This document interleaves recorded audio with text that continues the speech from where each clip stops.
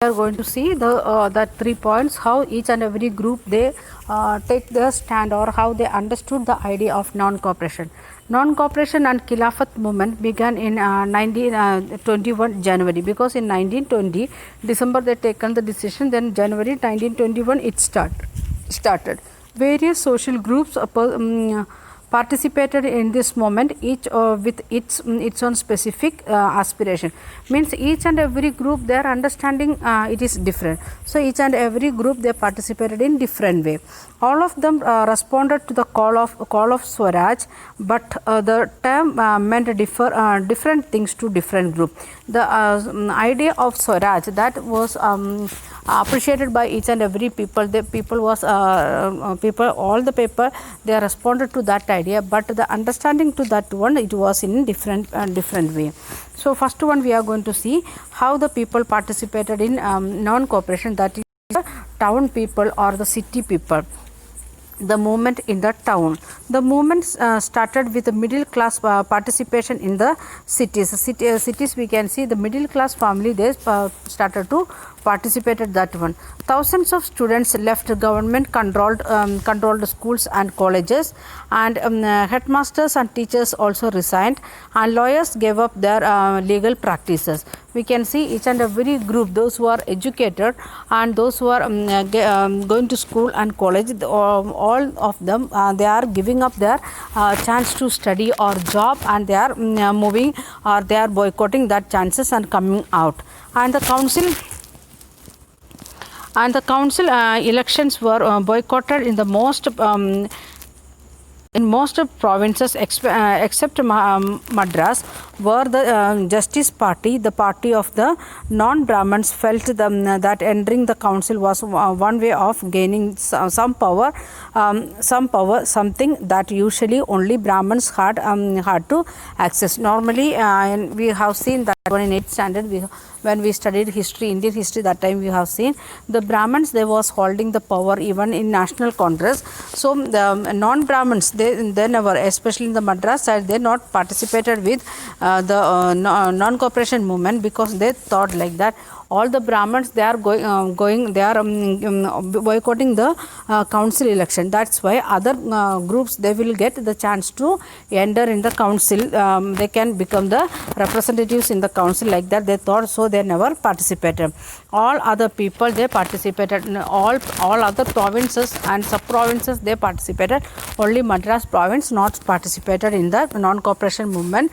That also Justice Party, means the party which is asking for the justice. Not only Brahmins, other people also want to get the representation in the council. That people never participated. All other people, they participated. We are moving to second paragraph. The effects of non-cooperation of economic front were more dramatic. The foreign goods were boycotted. When we are thinking about economical situation, we can see this non-cooperation movement was more effective, more successful. Why? People start to boycott the foreign goods which is coming from England or any other countries. We said we don't want. Then liquor shops picketed, because the liquors it is coming from, it is the need of the British people or the foreigners, as well as it is brought from foreign countries. So we started to picket, or means we don't want that one, we was not using that one in that time. That's why. Then the foreign clothes burned in huge bonfires. We can see the maximum, because we was cultivating cotton here, and it was exported. Raw cotton was taking to Britain, and it is coming back as a cloth that was boycotted by Indians. Then that's why what all things the British people they are bringing here and selling here, that things we started to boycott, or what all things was there at home, that also we put in fire. Then next one, in the import of the foreign cloth halves between 21 to 22, its value dropping from 102 to 57 crore. Means the bringing things from Britain, that especially cloth, that was 102 crores on that time. In 21 and 22, that came down to 57 crores. And many places merchants and traders refused to trade the foreign goods in the shops. They was not ready to sell the foreign goods. or the finance foreign goods. They was not ready to take up foreign goods, or they are not ready to collect and give things to Europeans also. As boycott movement spread, the people began discarding imported clothes and wearing only Indian clothes. People started to wear Indian clothes or cotton clothes, and production Indian textile mills and handlooms went up. So we understood like that, if we are not wearing the foreign goods, our factories also factories or the mills what we had not that much industrialized factories, the many industrialized or the handloom things it got it went up, means it got a boost to develop in this 2 years or 1.5 years. And but this moment in the cities gradually slowed down for a variety of reasons. Why it is slowed down in cities? That may ask all three areas how it is become slowed down, or how it is finished like that, or how it was not successful like that question if comes. And this is the first point for that. Khadi clothes was often more expensive than the mass produced mill cloth, and poor people could not afford to buy it. Khadi cloth we was making here in India, that is handmade, handloom made, and that was costly it was when we are comparing with the machine products, or what we are getting the cheap products which is producing in the industrial sector. And that's why the poor people can't afford the price of khadi. That's why people means in city also poor people started to purchase the foreign clothes, or the demand of foreign clothes again it increased. That is the first reason. Then how then could they boycott milk cloth for too long? And next one, similarly the boycott of British institutions means institutions means schools, colleges and court and other things. The teachers, those who boycotted, or the principals, those who boycotted, the lawyers, those who boycotted, they are not getting any other job. There is no other option for job instead of this government institutions. So they came back to schools and court and colleges. At the same time, students they also face the same problem, because there was no other schools and colleges other than British controlled schools was available. So students also understood that if you are boycotting everything for a long time, it is not practical. So they came and joined. Okay, both group, the students as well as the workers, they came and joined, or they came back to their own institution because there was no other options. The next one, there were slow to come up.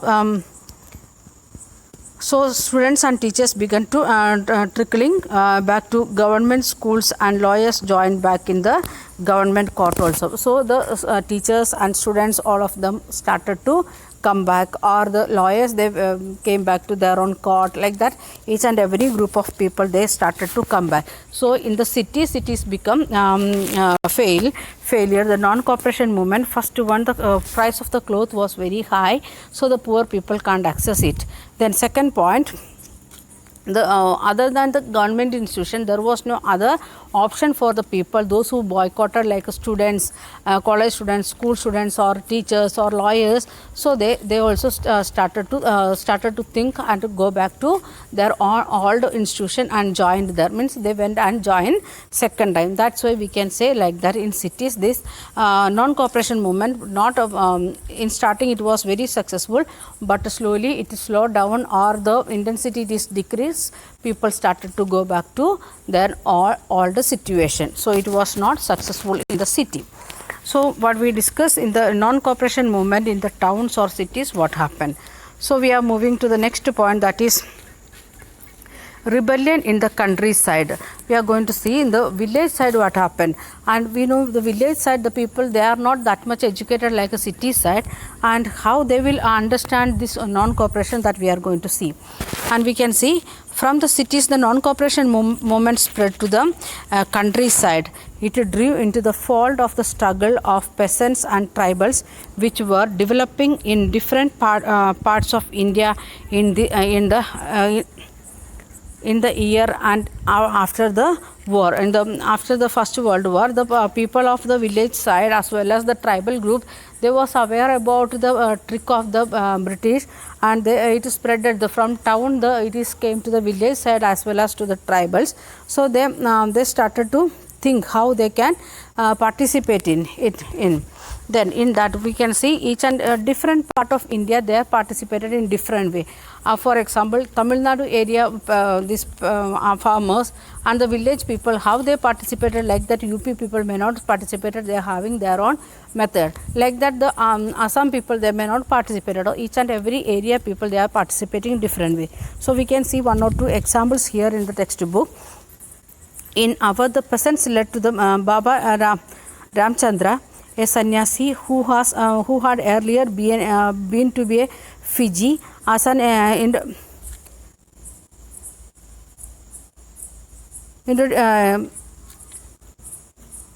intruded labor.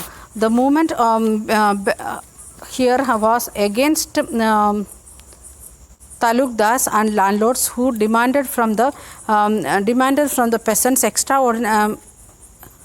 extra arbitrary high rent and the variety of other cases. In our area, we can see the people, they are coming under the leadership of Baba Ramchandra, who was a sannyasi, and he was an earlier Fiji intruded labor, means the labor taken by the British people to Fiji for work, and they won't come back. Usually they can't come back. That is the situation, and that you will study in the coming lesson, coming part of the lesson.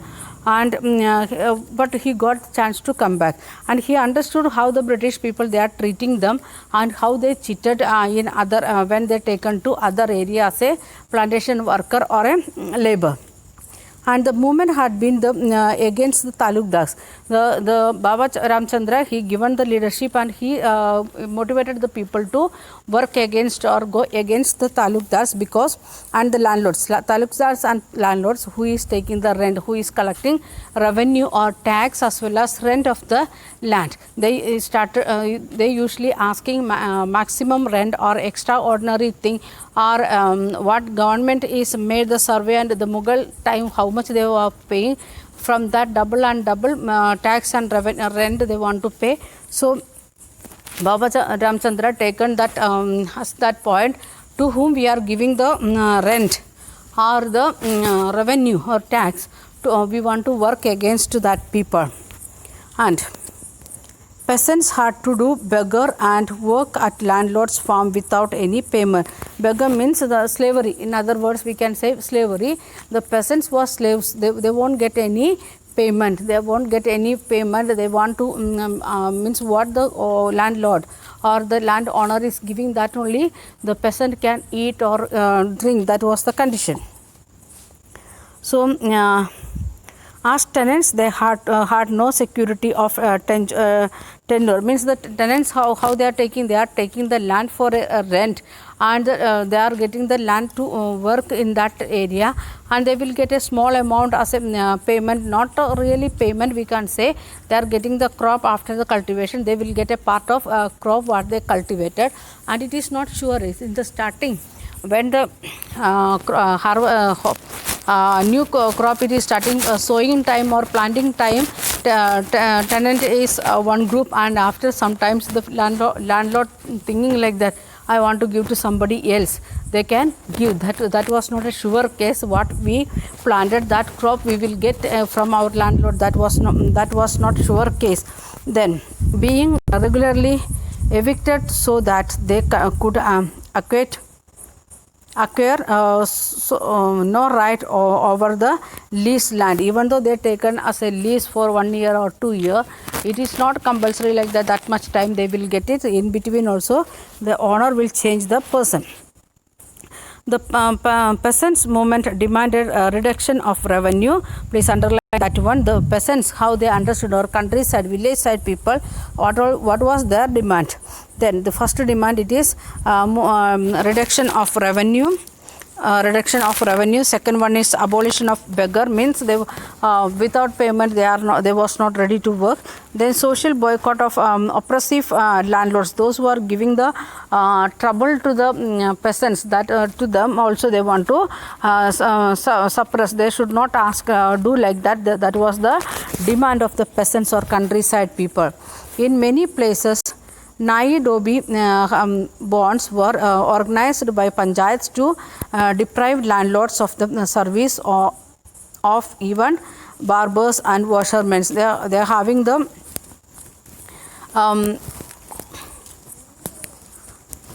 method of keeping the means barbers and washermen who is helping the village side. They are having the Nai Dobi